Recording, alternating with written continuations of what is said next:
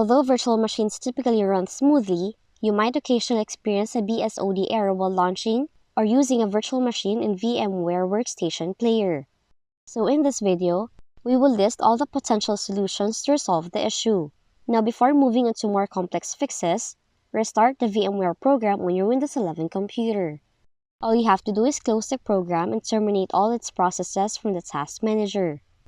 Then, you have to relaunch the VMware and power on the virtual machine. Next up, you have to update VMware.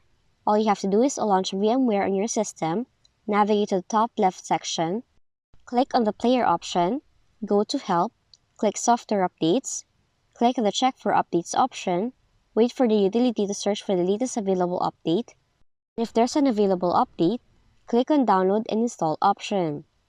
Then, close the VMware program, follow the on-screen prompts to install the update, click on the Finish option after the installation completes successfully. Another solution is to disable Hyper-V and other Windows features.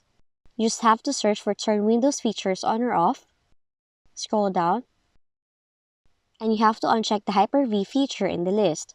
Similarly, uncheck the Windows Hypervisor platform, Virtual Machine platform, and Windows Subsystem for Linux. Now Windows will uninstall all these features from your system and auto-restart it to apply the changes.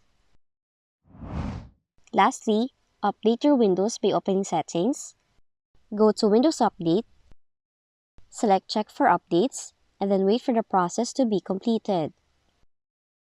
Now that's how to fix the VMware BSOD error in your Windows 11 computer.